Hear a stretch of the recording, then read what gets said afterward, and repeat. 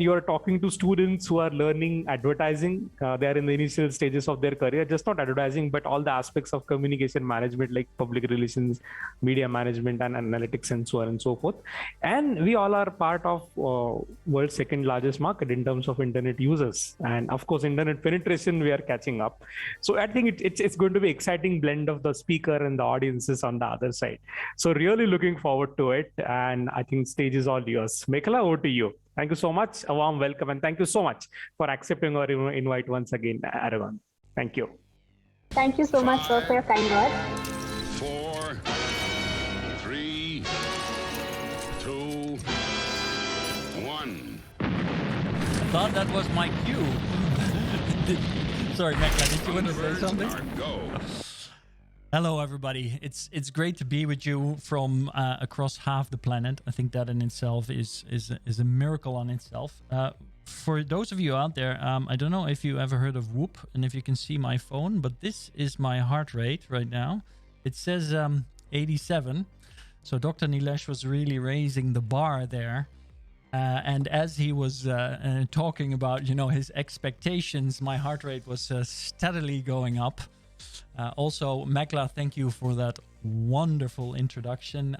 I didn't really think I'd ever hear anybody introduce me like that. And what I thought was especially special to me personally, and I hope that there's a lot of you out there in this group listening that might feel the same way, is that there was this part where she wrote out loud that I've always been a gamer.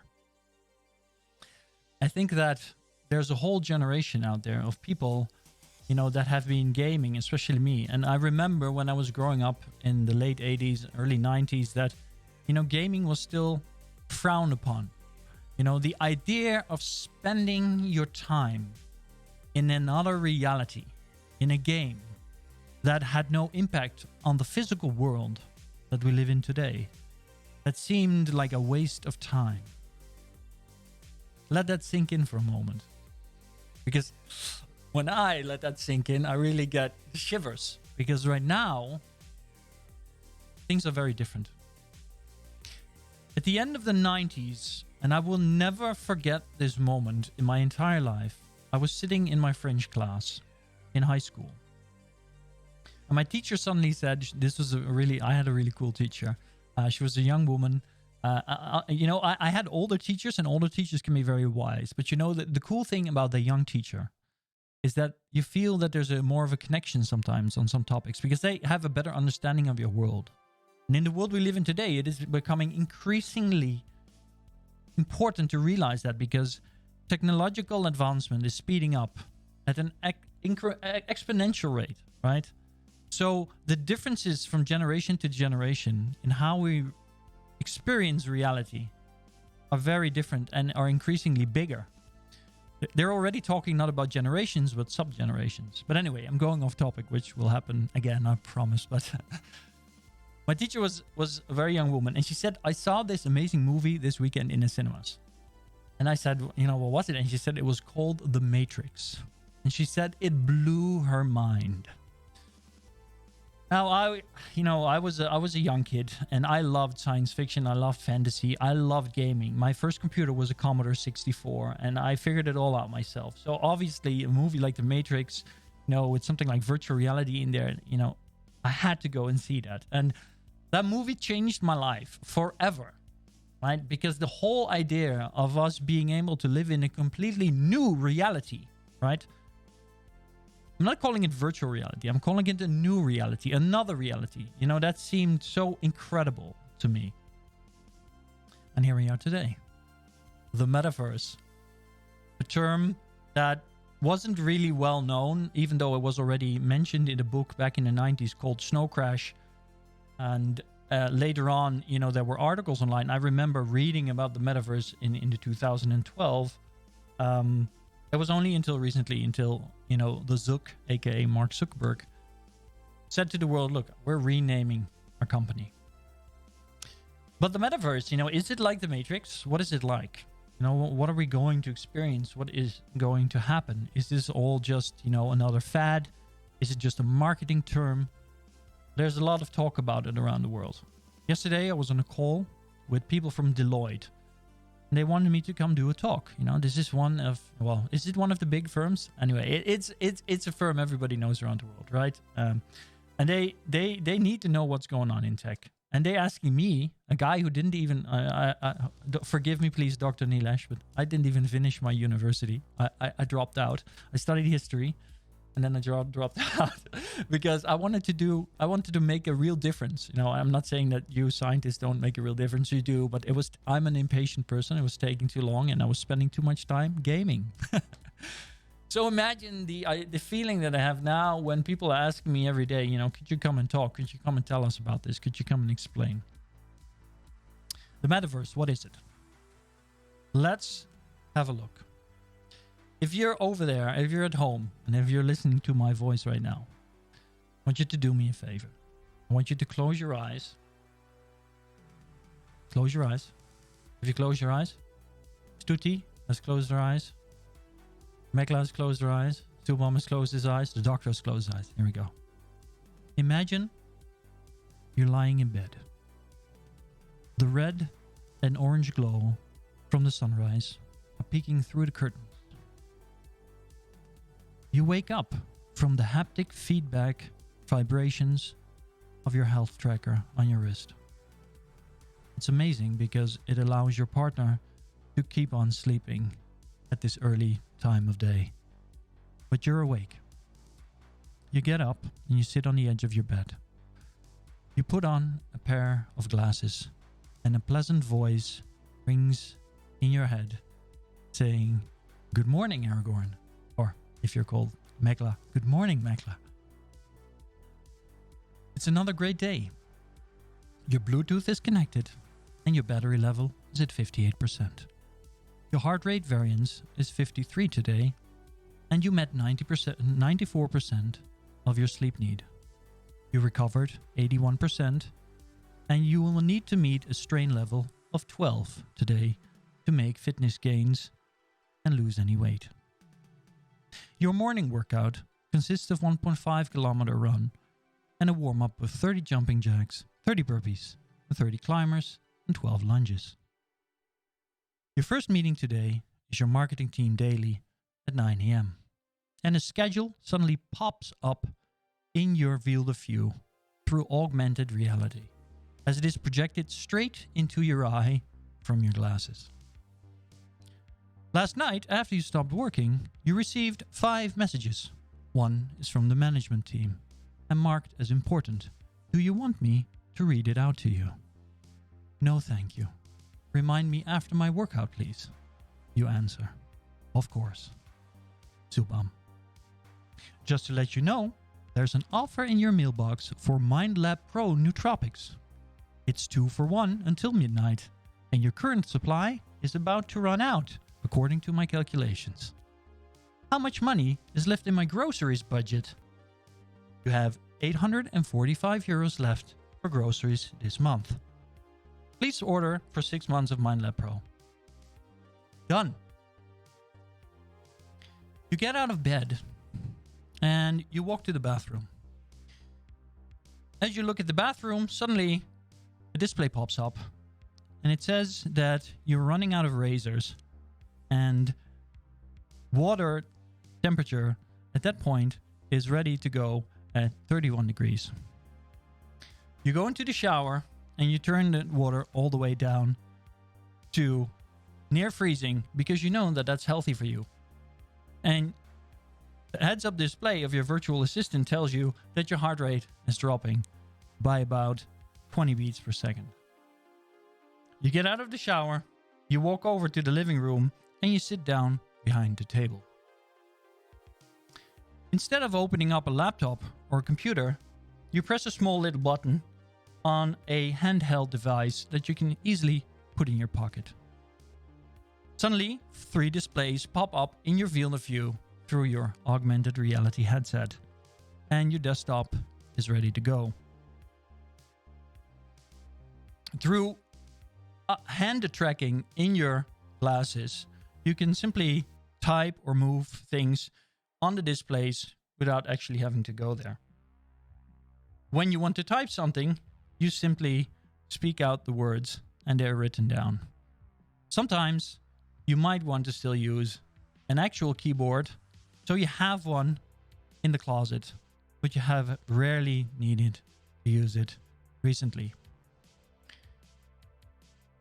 This is the world that you can open your eyes, by the way, now. This is the world that, we are slowly moving towards. And the thing is that in this world, virtual reality, augmented reality, and the metaverse, they are things that are not just limited to a virtual experience. And this is an important thing to realize. When people talk about the metaverse, the first thing that pops into their minds is generally that idea of a matrix kind of environment, where you are in a completely different environment in space, and you can't perhaps even tell the difference between what you're experiencing and the physical reality that we come from. But the truth is that the metaverse is a lot more than that.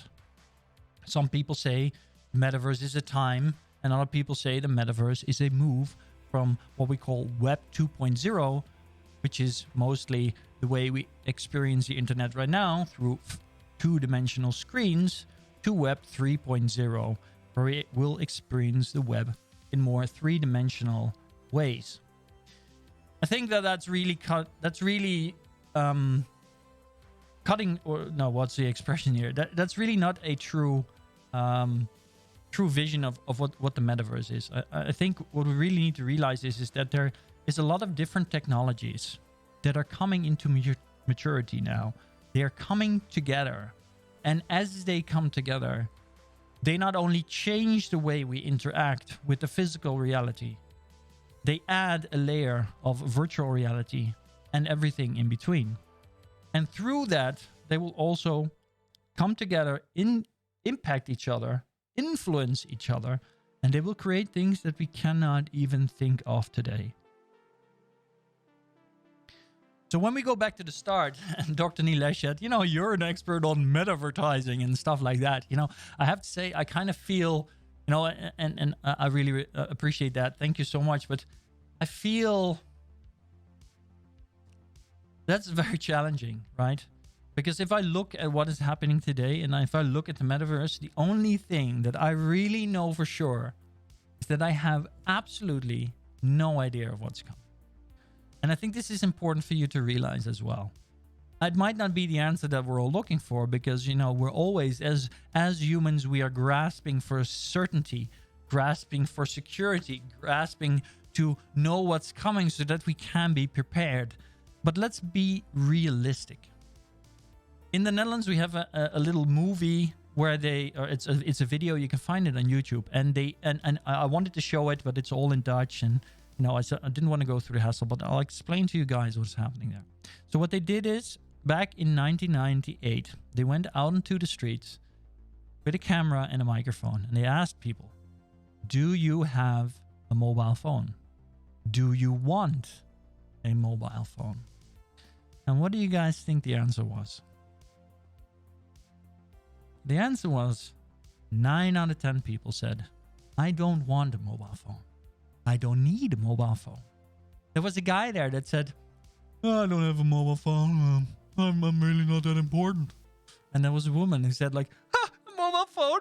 When I'm taking my kids to school on my bicycle? They would call me when I'm bicycling. That won't work. And then there was this other guy who said, a mobile phone? I don't really need that.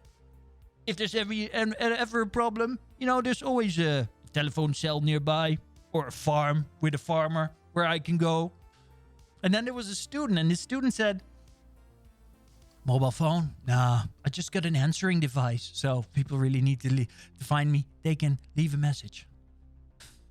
And what this really illustrates is that those people, they could not fathom what would happen, how a mobile phone, they were looking at the mobile phone from past experience. What had come before? A phone is something you pick up and then you talk to somebody. That's what you do. So it all comes down to you feeling the need to talk to someone about something, right? That's what they thought anyway. But the truth is that the mobile phone today is not that, right? You know, how often do you actually use your phone to call somebody when you have it in your hands? Let's take a moment to think about that. I want you guys to think about, you know, the time you had all day, and you guys have been awake much longer than me. From the moment you got up to the moment right now you're in this talk, how many times have you had your phone in your hands, and how much of that time did you actually spend calling with somebody? Think about it. Now the next question. If we would broaden that question, right? If we move from just calling people to communication, because we use chat all the time, right? We got WhatsApp here in Europe, and we get Signal, and we get Telegram, and I don't know if you guys have anything other over there. Probably you do. But how much of the time that you had your phone in your hand did you use for communication? All right. That's more time than you spent on calling, for sure. But it's still only a fraction of the time you spent on your phone. I've used my phone this morning to track my boxing class, my heart rate, to check my crypto assets, to check my bank account, to answer a message, to check my email, to download some tool that I use right now over here. You guys can see, but I got a phone over here that allows me to control my presentation, and I needed to update it. What else do I have on my phone? I'm just gonna have a look here. Oh, I got Spotify, so I use it to play music. I have Google for if I need answers for anything. I have a translation app that I use to talk to my Brazilian housekeeper. You know, there's all these crazy things that we're doing with our phone that we never thought we would be doing. And so if you come back to the questions, you know, what is the metaverse? What's the metaverse going to be? And ultimately, in this case, for you guys, what is metavertising? And what will that look like? The honest truth is that we probably don't know. It depends on how far ahead we're willing to look. If we look 1 year ahead or 2 years, we might still be able to discern a trend. We can say certain things. But if we're looking ahead 5 years or 10 years, the truth is that we probably have no idea what's going to happen. And yet, we want to try to predict. We want to try to understand what's coming at us. And to do that, I want to do a little brainstorm with all of you.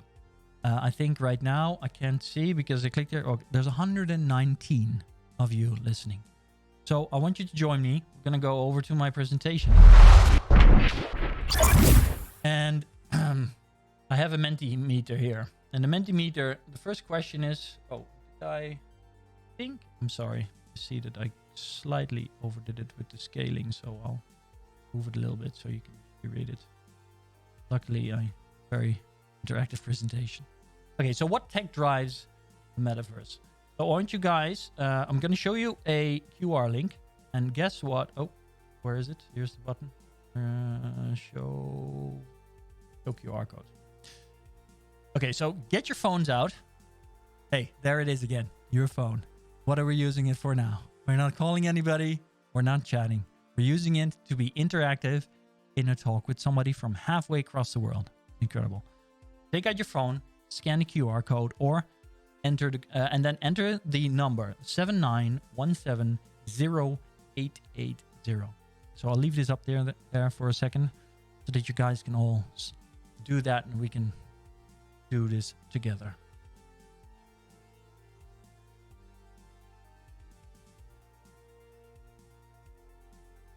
I'll even do it myself. Just for the heck of it.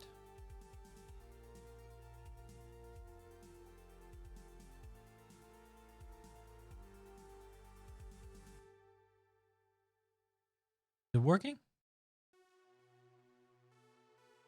Oh, I just realized my screen here is being mirrored. That won't work.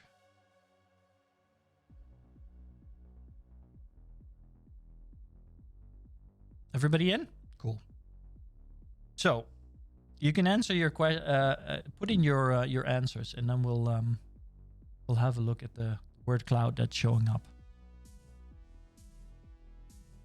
Okay, we're getting quite a few answers already. Keep going. Keep going. Ooh, look at that.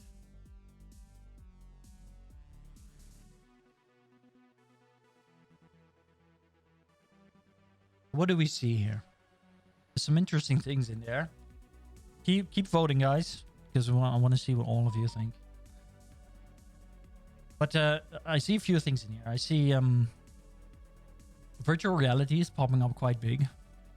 So those people are still there, thinking in that three-dimensional space, which is, absolutely a part of the metaverse.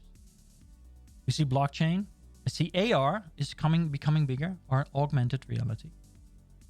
There's AR and augmented reality. Artificial intelligence, I love that one. Very good. Yeah. It's interesting that the internet is still there, right? Because the internet in itself is, of course, it's not so much a technology as it is a, what's the right word for this? It's a collection of technologies, right? And many people would argue that the metaverse is, the next iteration of the internet. Now, if you want to be really technical on that, you'd have to say that, the internet is the infrastructure and it's the World Wide Web that allows our experience. But I'm going to assume that that's what people are referring to here. Cool. So it's still growing. Let's dive into a few of these technologies. And the first one I'd like to put some discuss, let's say, is virtual reality.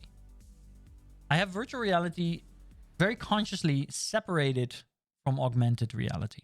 And the reason for that is it's very often put together, right? But I think they're absolutely two separate technologies that will be very impactful and but will be used in completely different ways. And, I really, when I say it, it sounds super obvious to me. Augmented reality will augment the way we experience the normal reality, the physical reality that we live in today, whereas virtual reality will replace the physical reality with a different environment. And it's very important to realize that these are two completely different things. Let's dive into virtual reality first. So I would love to do a show of hands now. This was a real live session, but I hope that some of you, or I hope maybe some of you have seen this article going around recently. Excuse me, about these cows in Turkey. I'm just gonna, has anybody seen this? Anybody seen the article about cows? I'm just gonna see and look at the faces and see if there's anybody that's, yeah, Apaki is going like, yeah, I saw it. Yeah, so the funny thing is that there was this whole article going around online. Somebody has unmuted themselves that is now partaking with their family. And it's gone. Thank you so much. So there was this whole thing in Turkey going around because there was this Turkish farmer. And I'll admit that even I first thought it was a joke. But there was a Turkish farmer that put virtual reality headsets on his cows. And when he did that, the cows started producing more milk. Now, it was a whole controversy around it because there was a lot of people that said that, that was unacceptable. Why are we doing this? It's like the Matrix, and these cows are in a prison, and now they're really turned into a milk production battery. Now, personally, I thought to myself, wow, that's amazing, because these cows, they're not living a really nice life, right? And I believe that cows in India are even holy, right? I mean, it depends on your religion, I guess, but these cows are living not the nicest life. And by putting a simple headset on them and changing their experience of their surroundings, right? They suddenly had a completely different experience, which increased their well-being. This is something to think about very, very, very consciously, because their well-being was improved. And so there was a lot of people that said, we shouldn't be doing this. This is unacceptable. Personally, I thought it was amazing. Because with just one little change, the way they perceive their surroundings, their well-being was increased. And if we're looking at the whole grand scheme of things, if people are continuing to use animals in this way, and we're not at the point yet where we can change that, then at least we might as well, relieve their suffering and give them a better experience. But this also translates to human beings. Think of it.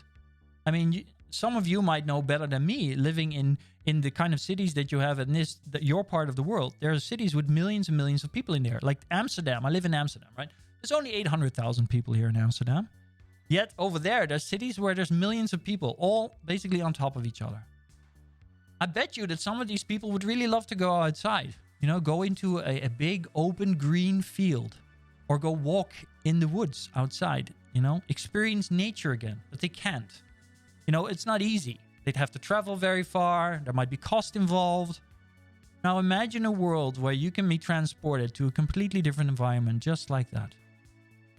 Science has proven that if we walk into a forest, we instantly have our heart rate drop. We instantly become more calm. Our stress levels go down. The hormones in our level change their balance. Now, I'm not saying that we're already there and that we can do exactly the same as in a forest with all the smells, etc., that come with it. But at the rate of which technology is progressing, our ability to be able to transport people to a different environment through virtual reality is coming really, really close. And that will change the well-being of people, right? That will change what they can and cannot experience, what they can tolerate. There was a scientist recently who wrote that, he didn't think that space travel was feasible because people would lose their minds being cooked up in a tin can for 30 years flying through space because we need open skies. And I was thinking to myself, boy, such a smart person, such an intelligent scientist, and yet he cannot see what is there right in front of him. In the future, we will be able to take the environment that we need to survive with us wherever we go. Whether it is our physical or our mental well-being, we will be able to create that wherever we are through virtual reality.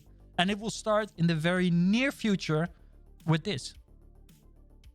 Another thing I can tell you, I don't know if any of you have ever been to a virtual experience like we do every Wednesdays. We organize what we call Metaverse Explorers. We have a LinkedIn group for it. And if you're interested in that, I can share it after a presentation. I forgot to share it now, but we already have like 1,100 members. And every Wednesday, we have a keynote in AltSpace VR, which is a Microsoft virtual reality environment.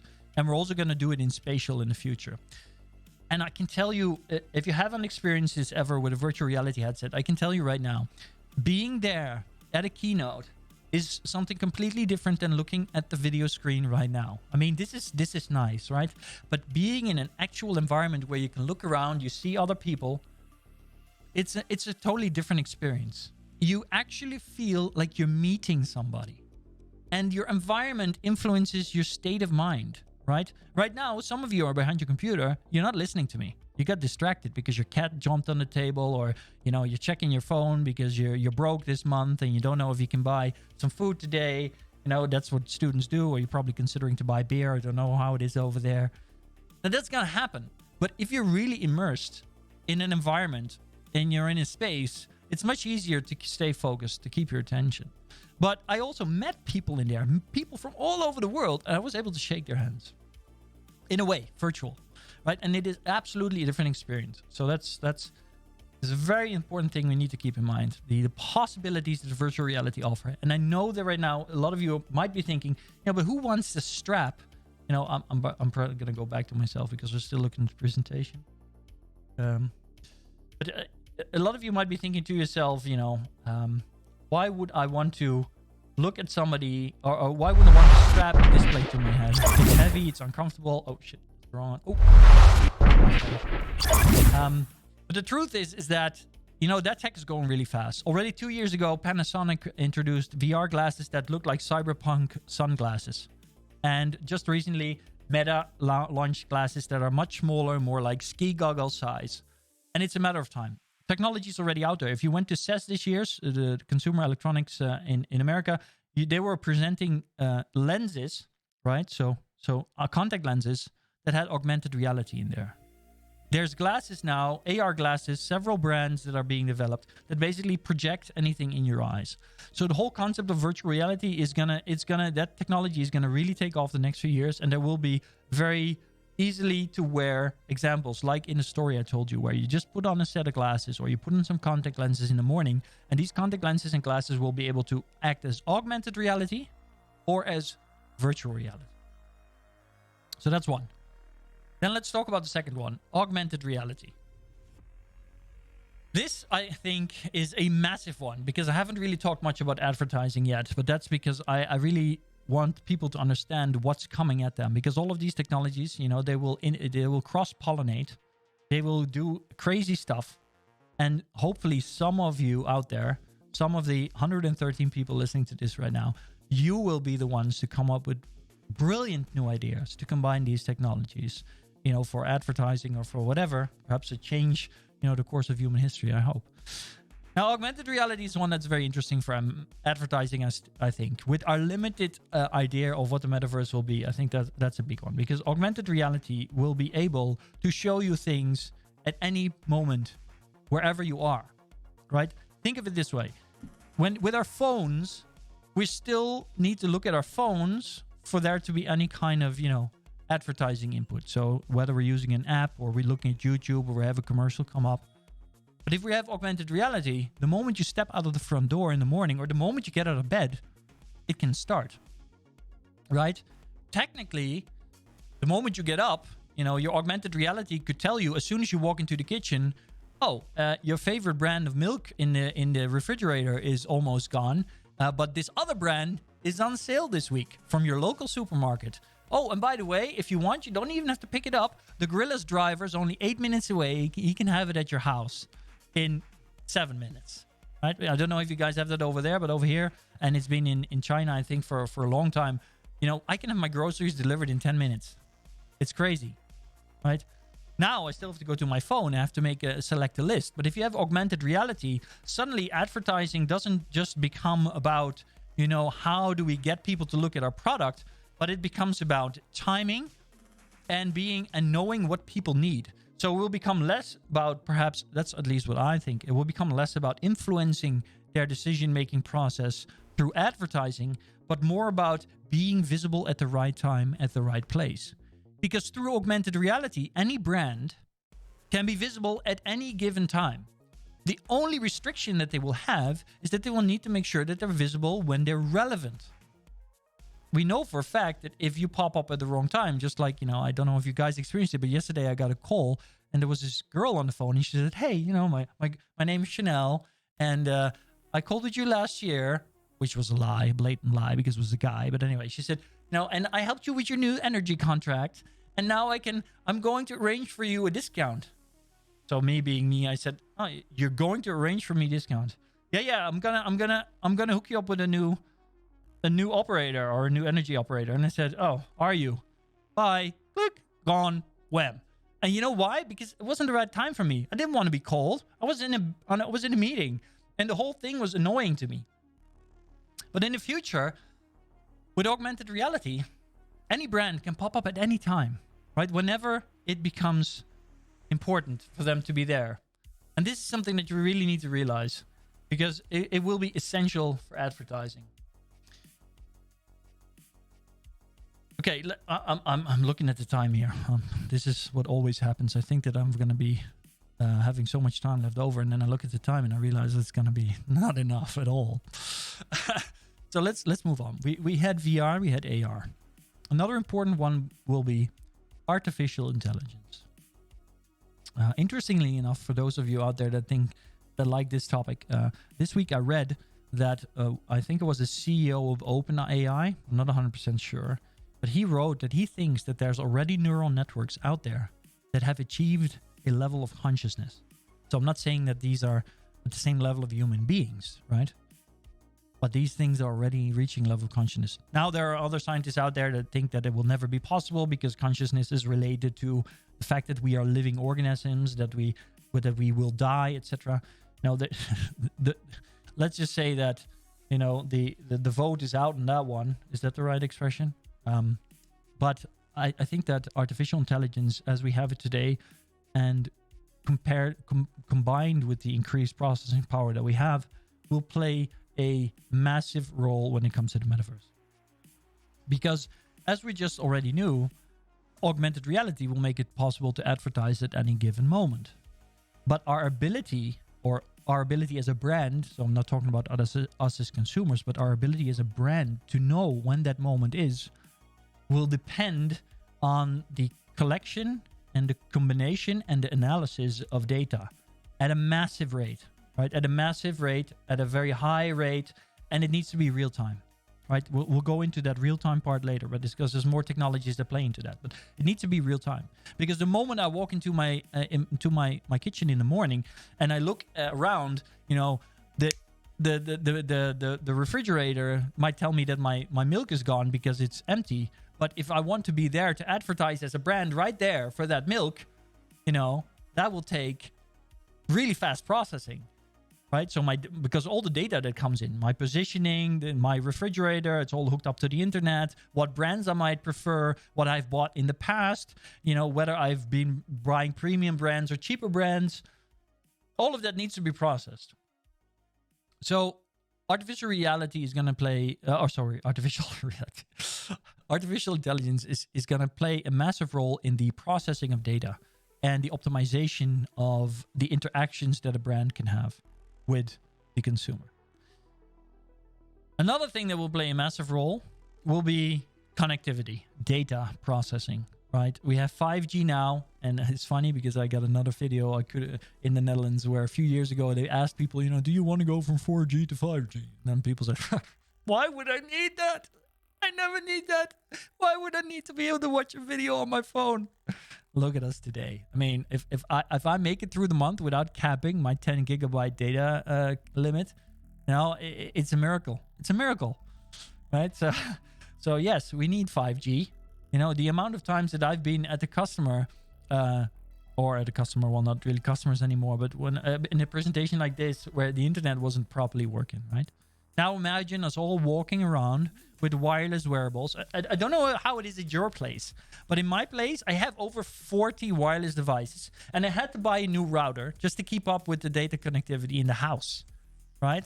Now imagine, you know, our connectivity going up. We're going completely wireless. We won't have a phone in our pocket anymore, but probably like some kind of terminal with one button that's hooked up to our glasses.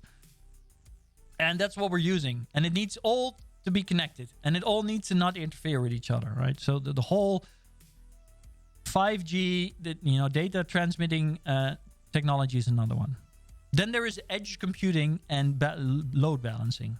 I don't know if you guys know this, but Netflix, I'm sure you have it over there. Netflix is really a miracle, because I don't know if you've used different video services, but if you use Prime or Apple TV or Disney Plus, you'll see that if a new series comes out and it's very popular, you might find a 404 screen or error, or it might stop playing.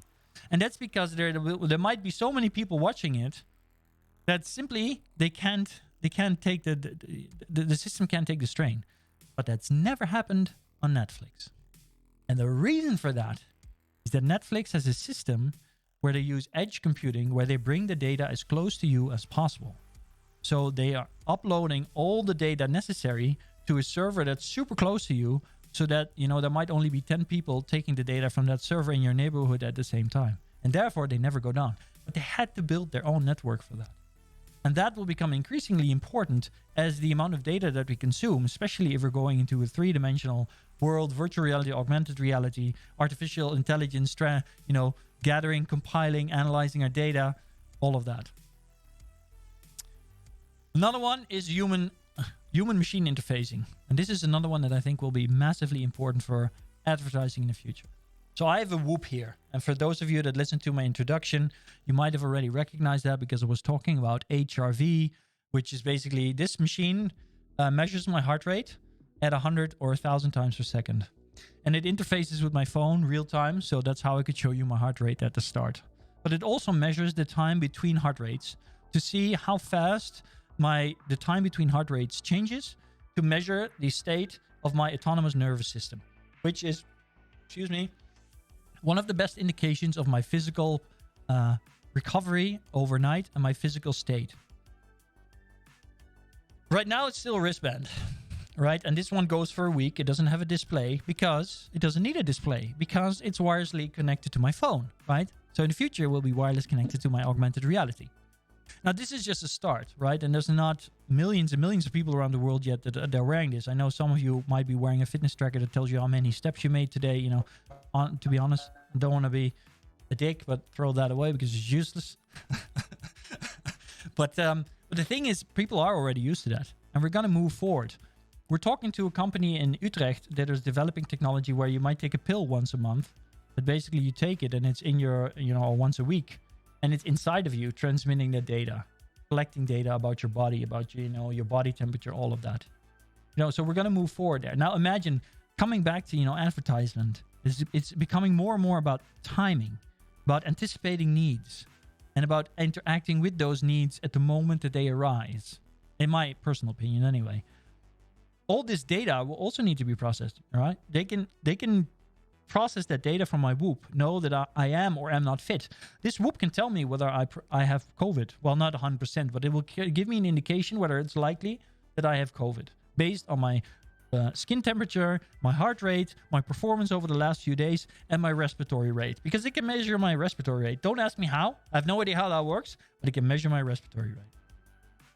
So suddenly, imagine this, You're feeling a bit under the weather, but your Whoop already told you 2 days early, hey, based on your recovery, based on your physical state, you will probably get the flu in 1 or 2 days. By the way, there's ibuprofen, on discount right now at the supermarket, and you can also get some extra vitamin C, and you can order it through Gorillas. You get a discount, and it'll be here in 10 minutes, right? That's what can happen. Right, that's not even really advertising anymore. I think it's just telling somebody, hey, this is what you're going to need in the future, and you can get it here right now, and this is probably the best place to get it, depending on your proximity to shops, brands, etc. Okay, the final one. What are we doing for time? 11:30. I was afraid of this. The final one, and this is a very important one, I think. If we look at the, I put it away. But if we looked at the screen before with the word cloud, there was blockchain in there. And I'm very proud of whoever filled that in. Now, I know that perhaps, it's an easier connection to be made with the recent development in NFTs and all the hype around, those crazy apes. If there's anybody out there that actually owns an ape or wants an ape, I'm going to give you advice right now. Don't do it. And if you have one, sell it as soon as you can. Because this will not last. It's a hype. And a lot of people are going to lose a lot of money because it's a hot potato game. And the reason for that is that, there's no intrinsic utility. Anyway, that's a different discussion. Blockchain. Why is blockchain so important?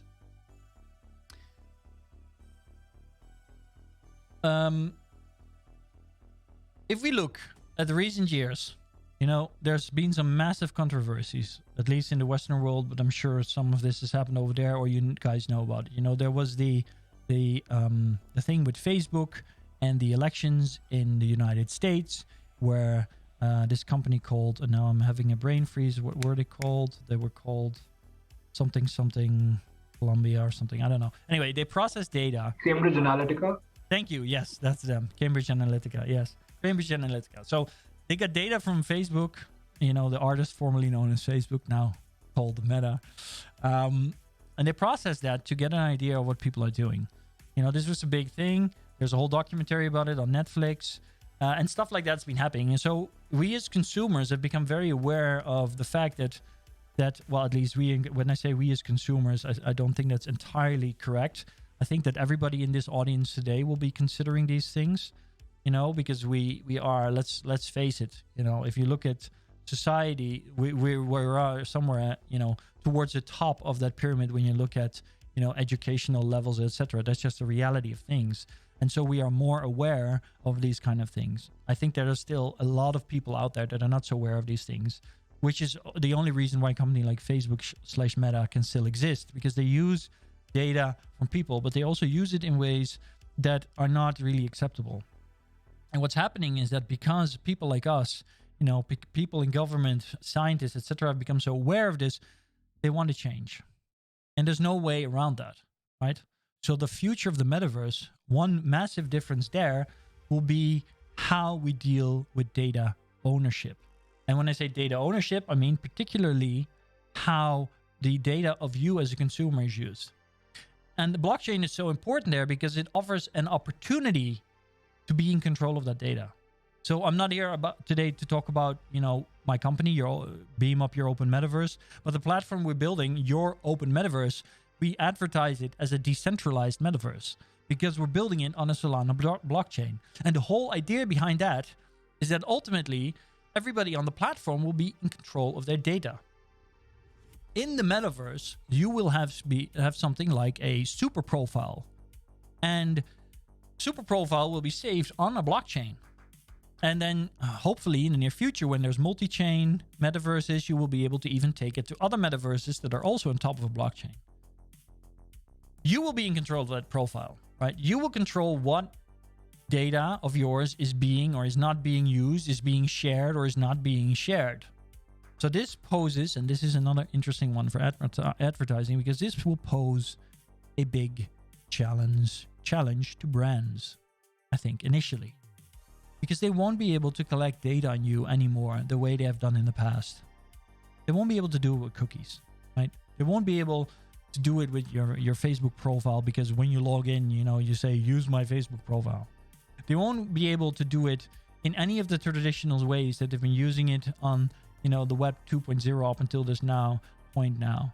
Because you will be in control, and the data will not be automatically shared unless you change what you want to share. But there's a major opportunity there, because at the same time, the blockchain will enable whole new business and interaction models with your audience. Things we're already hearing about today. Things like play to earn, where to earn. And when we say where to earn, we're talking about virtual assets, right? Your future avatar, what are they wearing? Experience to earn. So let's dive a little bit into a few of these. There are games, I don't know, I guess that most of you don't have any kids yet. Because most of you are students. But Dr. Nilesh probably has kids. Doctor, do you have kids? Yep. I have a teenager at home. You have a teenager at home. There you go. So how much time is your teenager spending on tablets or phones or any devices where they might be gaming? Gaming, I think he spends about 1 hour or so in a day. 1 hour a day? You sure? Yeah. Absolutely. Because his school is online, so he's quite occupied. Okay. Well, I don't know. So has your kid ever talked about a game called Roblox? Or Minecraft? No, I haven't heard. The other one I heard. The other one you said? Minecraft. Yes. Minecraft. He wanted me to have a cracked version of it, which I denied. But somehow he managed. Yeah. So by 13... Oh, wait. There's somebody in chat. Anirudh says, by 13 years, my 13-year-old brother plays both all the time. Yes. So, by the way, guys, feel free to say something in chat. I should have said this at the start, but I'm happy for you to leave any messages in the chat. We're going to go into and ask me anything in a bit, and I'll answer any of your questions. But Roblox has, I think, right now about 250 million active players. Minecraft has about 150 million. Or is it the other way around? Might be the other way around. Anyway, both of these games have over 100 million players, right? And if you look at the United States, I don't have any data on where you guys are from, unfortunately, at this point. But if you look at the United States, you'll see that between the age of 9 and 12, more than 60% of kids are playing Roblox. Why does this matter? This matters because this is a whole generation that is about to go into adolescence and then adulthood in the next few years, in the next decade, that are 100% native to living in a virtual world where they interact with their friends, build relationships, co-create reality, because in Roblox you can create stuff, you can build stuff, and use virtual currencies. Pay with virtual money for virtual assets that are only usable in virtual space. Right? If I tell my mom this, my mom's 78, she's a wonderful woman, she's on Facebook, she tells me I'm nuts. Why? Why would you want to do that? But the truth is that that's where we're going. That's where we're heading. That's the next generation of consumers. They're already used to this, right? So suddenly, in that reality, the idea of a blockchain where you can reward people for the activities or the things they do in a virtual environment becomes a very interesting business model. So although on the one hand, let's go back, because on the one hand we see that, there's this risk of less data being available for advertising. So that whole movement that we've seen over the past, say 30 years, where more and more data was available about consumers and that was being used to influence their choices. On the one hand, we'll move away from that and people will become more anonymous again because they will be more in control of their data. On the other hand, there's a major opportunity to incentivize people to share their data or to incentivize people to help you with your merchandising. So the first one, incentivizing data sharing, is very simple. You can imagine a world where basically you're told if you're coming to this concert by... I wish I knew any of the people that are famous over there, but let's say, Miley Cyrus. You go to a concert of Miley Cyrus or Nikki Tutorials. Maybe you know Nikki Tutorials. She's not a she doesn't give concerts, but she does makeup. She's very famous in the Netherlands. She's a YouTuber. You go to a Nikki Tutorials event, and if you're willing to share some of your data, you will get rewarded in crypto tokens, in a virtual currency, just like in Roblox, which will allow you to buy virtual assets in Nikki Tutorials meta experience in the future, or perhaps even at other brands that are partnered up with her, right? So suddenly you have a choice to share your data, but you get something in return.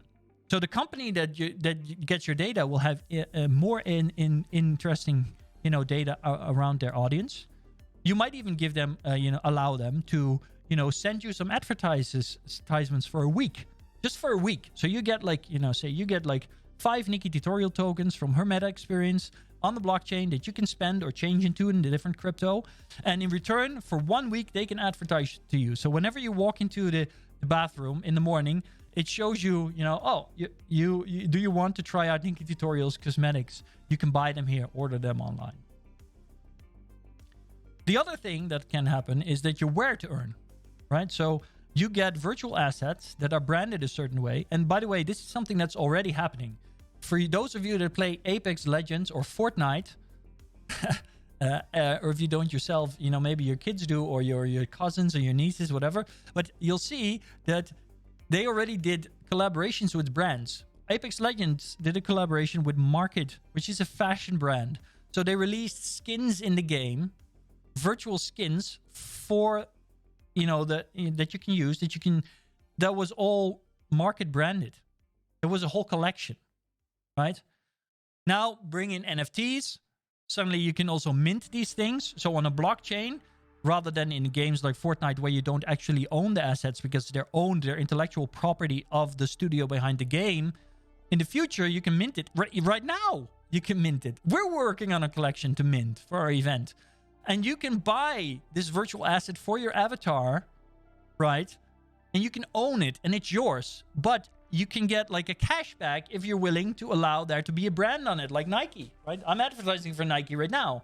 But that can happen in the future. But in the future, I can also get rewarded for that, build up points that I can then use in the specific meta experiences or spaces where I will be, or in interacting with other brands, etc., etc. So there's a great opportunity there to kind of get data, but in a way that is more consumer friendly, right? Okay, let's see. Where are we with the whole story? Because I kind of have a tendency to drift off topic, and there was some questions that there's some things in chat. So what I'm going to do now is I have a question that Dr. Nilesh asked about. I'm going to answer that in a bit. I'm going to answer the questions in chat first. And then what's my presentation doing? Well, it's not so important. Let's look at the chat. I think that's more important. Metaverse is something which is most relatable to the generation today. How accommodating would you think it would be for our parents or grandparents? A question by Antara Mirota. I hope I pronounced that correctly. I probably butchered your name. I'm sorry. Yeah. Thank you so much. It's my pleasure. So, how relatable will it be for our parents or grandparents? Yes. This will definitely pose a challenge to our world. Because if I look at my parents today, my mom is 78. My father is 78.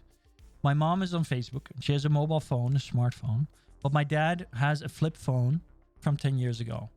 And he doesn't know how to use it. he asked me to change the time whenever we move to summertime, wintertime, right? In fact, he loses it all the time. And I think that will be a scenario that we'll increasingly see going to into the future. I think it will be increasingly difficult for old people to keep up, right? At the same time, I also think that there is a tremendous opportunity for augmented reality to help people understand their environment. And this is a combination of augmented reality and artificial intelligence, right? Because imagine that, there's some new kind of tech coming out, perhaps even a new device, and you don't know how to use it because you're old. And instead of not being able to use it, you say, turn on old mode. No, that's not a very flattering name. Let's say that you do that, or you turn on old mode, and suddenly your augmented reality glasses tell you, okay, if you press this button, just like the kind of tutorials that you get on websites today when you first log in, but instead of them only turning on when you first log in, they turn on whenever you need them. And they also take in data from people using it when they're in old mode to understand better how people interact with this kind of software or this technology. And then it gives you visual cues. I know that, for example, Google Glass has disappeared from the public eye, but development has continued. There's whole factories across the world where people wear Google Glasses to give them instructions in the workspace. The same goes for HoloLens, right? There's many places. In fact, the United States Defense is one of the biggest metaverse investors in the world because they bought, I think, 100,000 HoloLenses.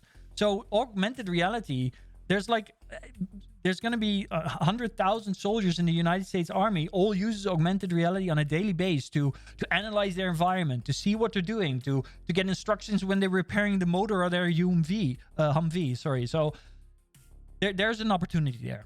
So on the one hand, I think over the next decade, we'll first see that it will become harder for older generations to adopt. But then we'll also see suddenly that there will be new technology through augmented reality, etc., that will make it easier for people to do things because we will be able to support them and help them without, another person needing to be there. So now I need to help my mom. I need to go home. I need to open her phone. I need to show her how to do it 3 times. And I'm an impatient son because I don't, it's hard. We all know it's hard, right? We love them, but it's hard.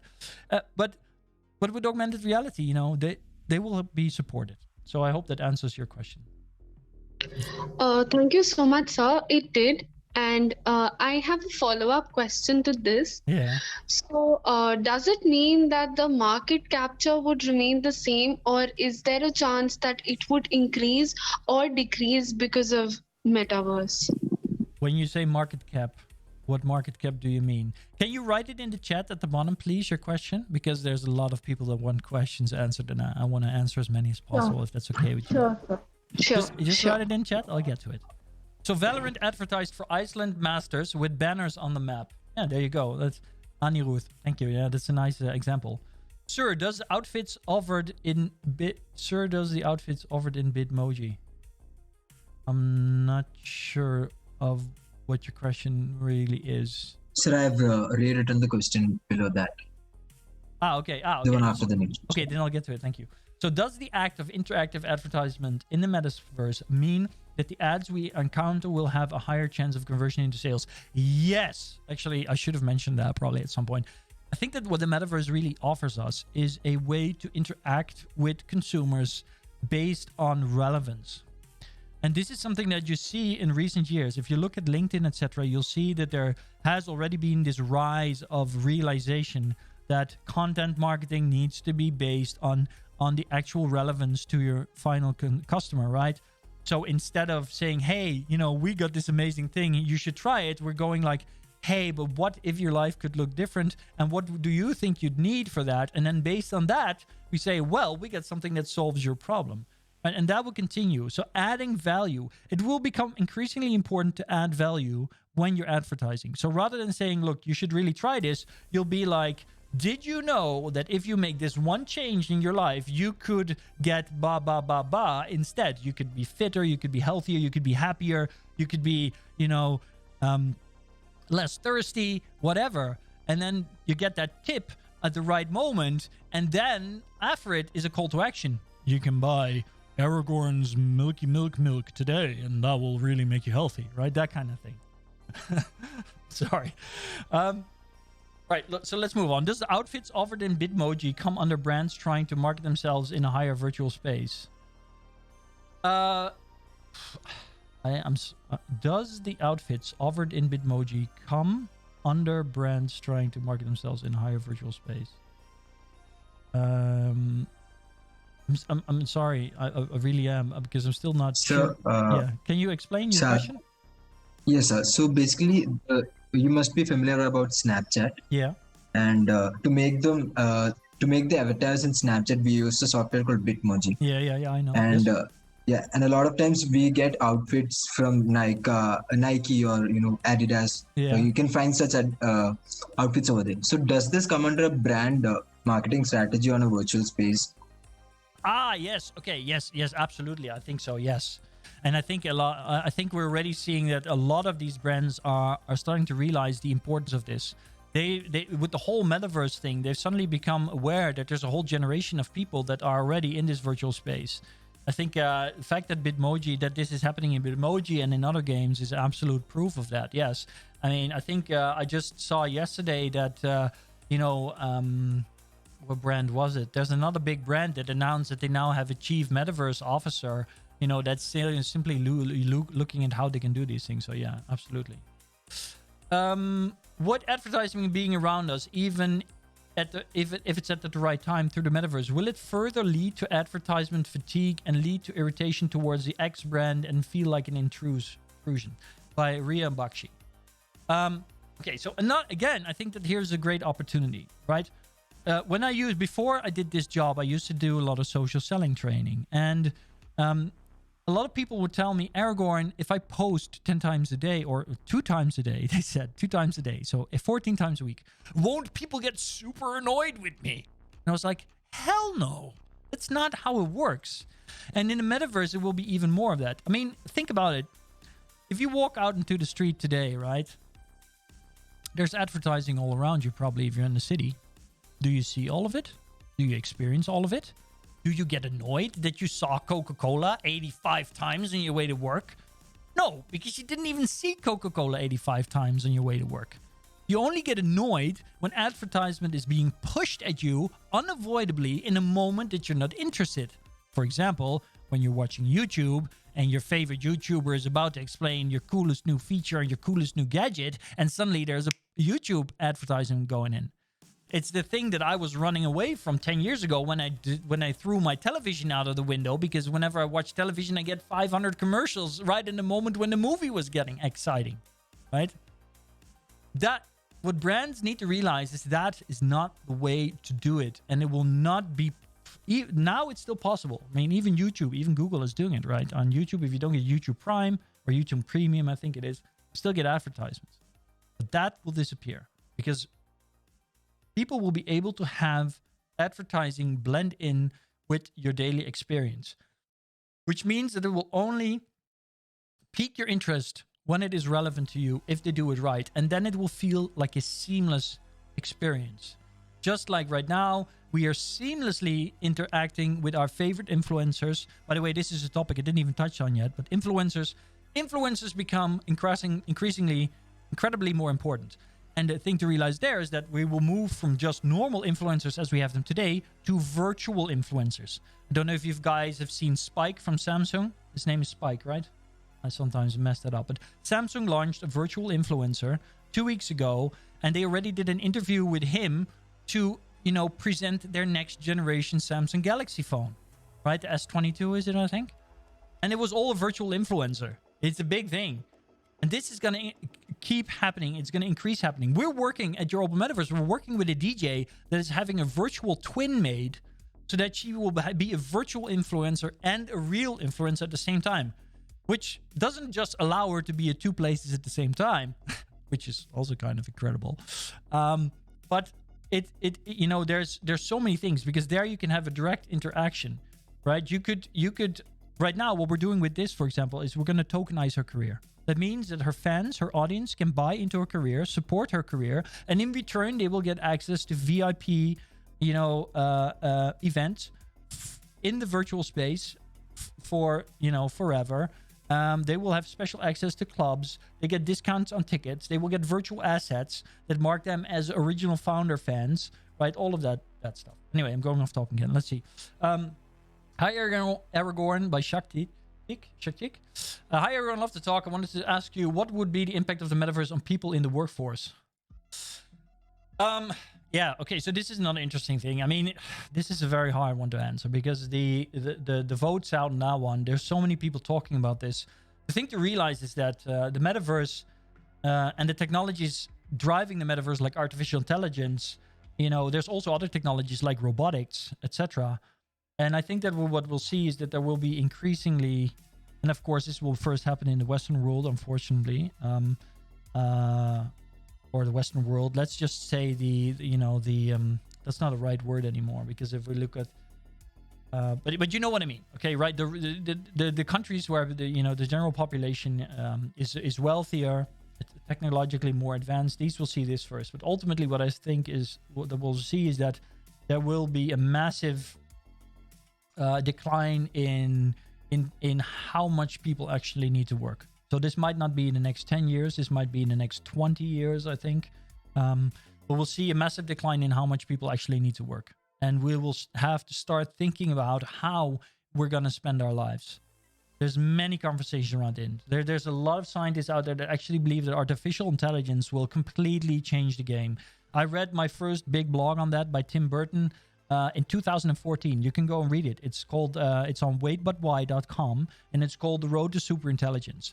And he goes into how artificial intelligence really has the potential to save, the most complex problems of mankind, and ultimately lead to us not having to actually work anymore in the traditional sense, right? So no more construction, no more of the hardest kind of labor in the future.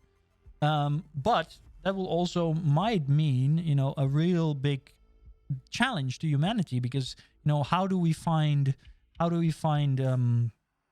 purpose in life, right? Many people, especially men, identify themselves through their job, through what they perceive as their value to society, to their families, to the people around them.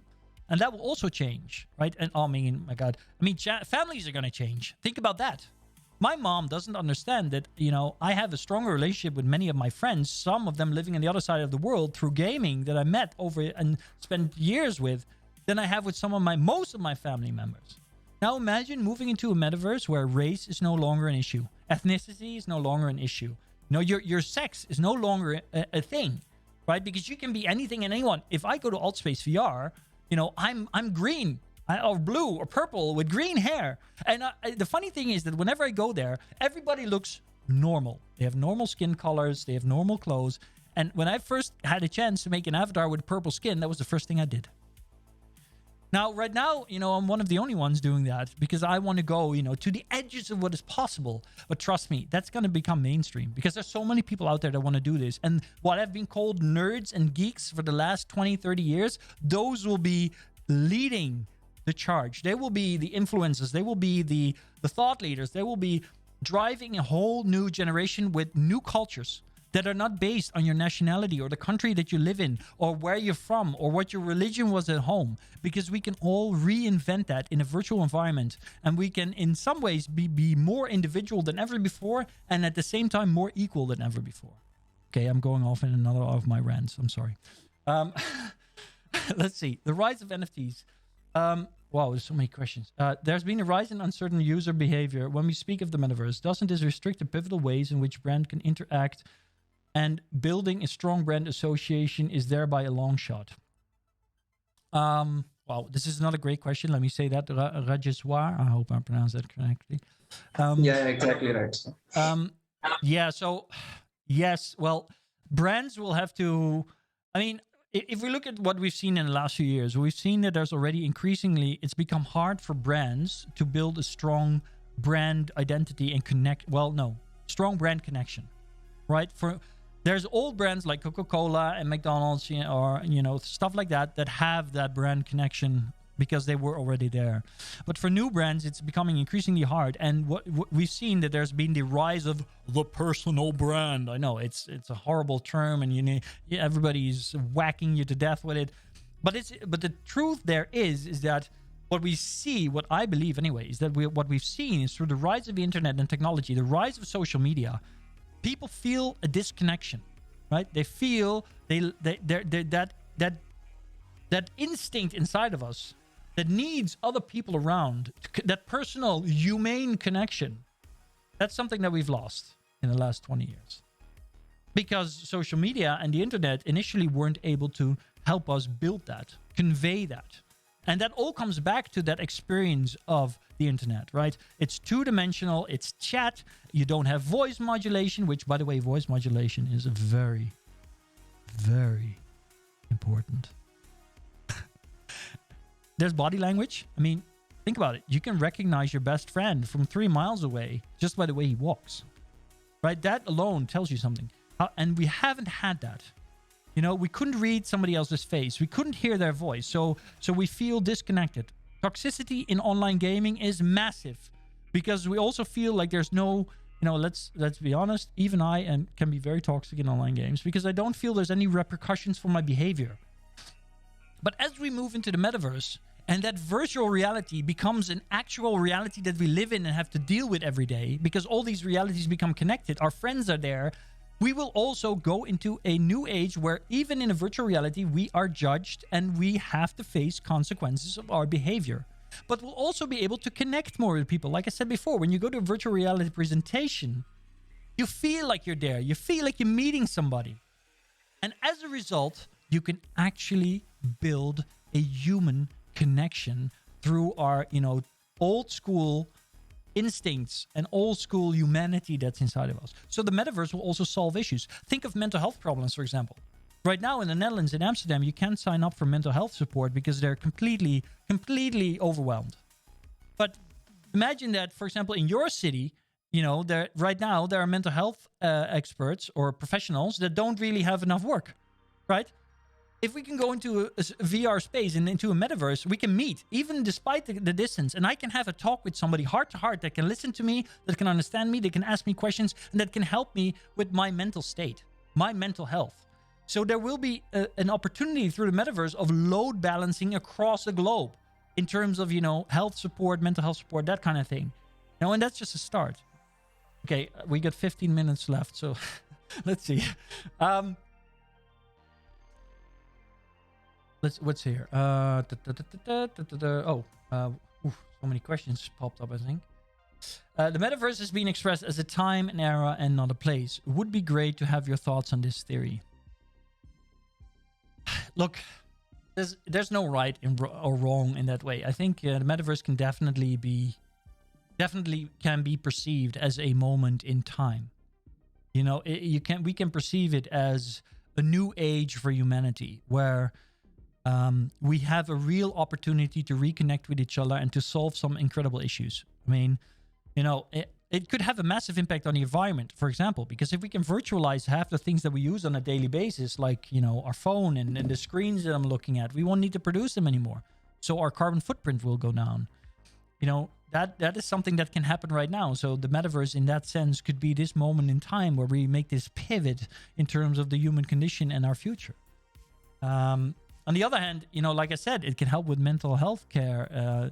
I think the metaverse is going to be, it's a term that we use today, and it might be a time, but ultimately I think that the metaverse we're going to look back at this more or less like we look back at the invention of fire, or the first time humans started using fire.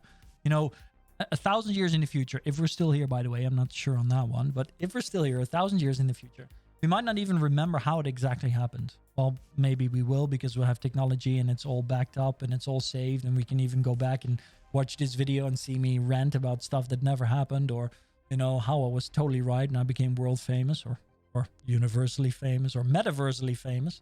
But there's many ways to think about it. So yeah, I like that one as a time. But ultimately, I think what the metaverse really is about how we experience reality as a whole, and how we interact with it and with each other. What can the metaverse do for developing nations? Oh man, there's so many opportunities there. I mean, we know that with rights, the rights law says that as the production of a certain thing, increases, the cost goes down. So where we're still looking at very high cost virtual reality glasses, augmented reality tools, that kind of stuff right now, what I think we'll see over the next decade is that the cost of these will go significantly down. And then what it could mean is that it can help educate people in developing countries, because they'll be able to get super cheap augmented reality glasses that have a connection to the internet through Starlink satellites, because Elon Musk is going to fund that for free. And then they can have schooling anywhere in the world, in any remote region, whatever is going on there. They can get instructions on how to build their own, water pump or whatever. There's this, the possibilities are truly endless. And because the metaverse will enable us to build a more direct connection with each other across space and across distance, well, that's the same thing, by the way. Well, not really, but anyway. It will also allow people, for example, Dutch people, we might be able to build a stronger connection, because people here willing to invest in a developing country somewhere or help with a project, but that are not able to actually travel there, might be able to go there in virtual reality and help these people, talk to them, instruct them. And it will only cost them an afternoon, and it won't cost them a week to fly there. And we won't have a carbon footprint because of the plane. The possibilities are so endless. Oh, Abinashi is turning on the camera. It's probably because she's like... you need to start ending this, Aragorn. Okay. High Aragorn would be the impact of metaverse on small businesses, which are already under tremendous pressure because of the rapid expansion of e-commerce platforms. Will it further kill these small businesses or provide an equal playground? No, the metaverse is going to improve chances there. And the simple reason for that is, well, let's rephrase that. Metaverses using blockchains will change that, because blockchains allows you to interact with your target audience directly. It allows you to, for example, sell tickets directly to your audience, right? So you don't have to have another agency sell the tickets. You can sell them directly. And you can also, for example, get royalties. So if you have a small business and you're creating some kind of software, and you can, there will be all kinds of ways through that blockchain, through the NFT minting, through authenticity, etc., that allow people to do a lot of things at a much cheaper rate than they have to do it today. They will have to hire less extra parties being involved with those services, and therefore they can raise their margins. So if you're a smart person, I think the opportunities will be amazing. On top of that, there will be a whole new reality to populate. Think about that. Think about all the new businesses that can come out of that. So I'm very optimistic, as you might have noticed. A lot of this stuff might not come true, and I'm very optimistic. What about all the data that Metaverse gains from its millions of potential users? Won't that kind of control over such use data provide a competitive edge, but also a massive break in privacy terms of its future usage and application? Yes.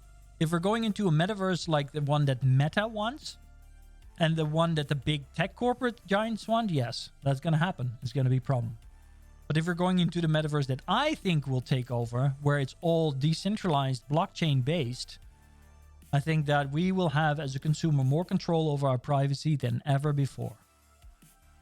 But it's probably going to be somewhere in the middle, because there's going to be both. There's going to be the metaverses, and there's going to be the decentralized metaverses, and we will move between them. And suddenly it will become like going to a dangerous neighborhood. You're going to the metaverse, and you're like, gotta pay attention to what I'm doing here. Who am I looking at? Because, might come back to me. I have a follow-up question, sir. I'm going to skip that one for now to answer a question for somebody that I didn't answer yet. I'm sorry, Shakti. Not everyone has access to the devices necessary to enjoy the metaverse, such as higher-end computers and VR lenses. I already answered that one, I think. How can brands leverage emotional equity when it comes to advertising in the metaverse? I didn't go into this, but one of the fundamental... I actually had a slide on this with a Mentimeter, and we completely went off the rails again, like I tend to do. But there's an important realization you need to have on how people make buying decisions. And that is that when it comes to our most essential needs, we have instincts. An instinct that tells us that we need food, an instinct that tells us, when we need to sleep and what we need for that. And so these instincts will inform our buying decisions. But when it comes, and this, by the way, this is a theory. Not everybody agrees on this, and I forgot the name of the scientist who came up with it, but this is a theory. But I believe this very strongly. When it comes to a level of luxury or anything above our most fundamental needs, what we look at to make our buying decisions is, what are other people doing? My best friend who I look up to, what is he wearing? You know, how does he have his haircut? What shoe brand does he like? And then I think, oh, that's cool. I want that too. You know, I'll be looking at, Shantanu's YouTube channel. I'll be thinking, oh my God, this guy has such cool glasses. I need those. Right? I mean, this is how my life is today. If I bought this microphone, this pod mic, because I saw it on a YouTube video from Harris Heller, and I'm going to admit it. I have a kind of a man crush on this guy. So, you know, I just wanted the same microphone. And I also wanted the same hair, but it didn't go so well for me. It doesn't look right on me. Anyway, I'm getting off topic again. So yes, emotional equity becomes increasingly important because we will be looking at influencers for we're not actively looking, but influencers will play a massive role in what we buy. And there's an emotional connection there. We have an emotional connection to an influencer, and that informs our tastes and our decisions to buy. Do you think there's a possibility of the metaverse advertising agencies to set shop in the future like digital ad agencies did during the initial years of Web 2.0? Yes. In fact, I'm banking on it because my company is actually called BeamUp, and we're building a platform called Your Open Metaverse. But that platform is what we call a layer 1 metaverse. So it's basically like an infrastructure. It will allow you to use a software development kit and then build in Unreal Engine whenever virtual reality you want your customers or your audience to experience. And it's built on a Solana blockchain so that they can have a super profile on there that they can control. And you can also reward them through play to earn, where to earn, experience to earn, with tokens, etc. But just like we see today on YouTube, and just like we see in advertising today, even though it is available to everybody, not everybody will have the skill set to do it. So right now, if you want to have a YouTube channel, you can start one today. But the amount of followers you'll gather, and the quality of your content is determined on your skill to make an interesting video. Your editing skills play a role there. What you can do is you can learn it yourself, or you can outsource it to an ad agency, right? And then it becomes better and you can reach more people.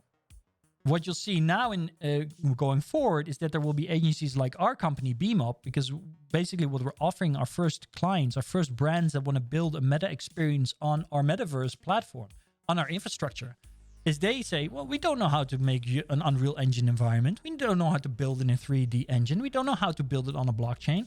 Can you guys do it for us? And that's basically our commercial model, because we want to make that metaverse free and open to everybody. We want everybody to be able to build on it. You know, we're even gonna in the future probably gonna basically, you know, make it completely decentralized by putting it in a DAO structure or something like that. But we still need a business model, right? And our business model is simply going to be that we're going to be one of the first Web 3.0 meta agencies, three-dimensional advertising, meta experience building, virtual influencer building agencies in the world. So the answer to that question is yes. We have 3 minutes left. So I went off the rails again. I didn't answer the doctor's question about scalability. So I'll quickly try to do that and then we can finish up. So how fast will the metaverse scale? Incredibly fast. When you look at all the charts, I mean, you guys know probably about Moore's law, and then there's that new law about GPU technology, and then there's Wright's law, you know, about you know, the amount of units pushed out that increases adoption and puts pricing down. I think right now the scalability and the adoption of this will go exponentially faster than it was if you look at the 90s, the internet bubble going into mobile phone and mobile internet to now. So I think at 2 or 3 times the rate. But you know, I'm just guessing there because I really can't say. But that's what I would expect.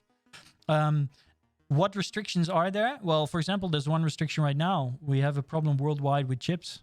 That's a major restriction. Will we have the resources to build the chips that we need for it? I think that ultimately the metaverse will reduce our carbon footprint, but the kind of technology that we need, there's a restraint there. For example, ASML is the only company in the world, Dutch company, that builds the machines that build chips. So there's a massive bottleneck there, especially if we need smaller chips, more chips for wearables, etc., etc. Right. So I hope that answered some of your question, Dr. Nilesh. Yeah, absolutely. Thank you, everybody. I can't believe that we made it through this hour and a half already. I kept talking and talking. It's unbelievable. Thank you so much. I really love the questions. I really love that all of you were so involved in thinking about this. There's 85 people left, so there's 40 people who were losers and left early. No, I'm kidding. They probably had somewhere important to be. But for those of you that have been here from the start, thank you so much. Thank you so much, sir, for such an enriching and interactive session. It was an informative session indeed. Thank you so much, everyone, for participating in the question answer session. And thank you so much, sir, for answering all the questions with such interest. Shubham, I would like to request you for the thank you note and take over. Thanks, Nita, and I'm sorry for the cough. Yeah, on behalf of the entire corporate interface team, we would like to thank you, sir, for joining us today. The session was extremely insightful, and it was an absolute pleasure to host you. We are sure each one of us has a lot to take back. We once again thank you for joining us and interacting with the participants. We also would like to thank our faculty mentor, Dr. Nilesh Bhokle, for his esteemed guidance and continued support. The corporate interface team also thanks the admin and IT team for ensuring the seamless execution of the session, along with the entire faculty at SIMC. Last but not the least, we would also like to thank the branding and creative cell for their efforts and amazing creative that went out pre and post the event which will go out. Thank you so much, everybody. Guys, if we could quickly switch on our cameras for a group photo.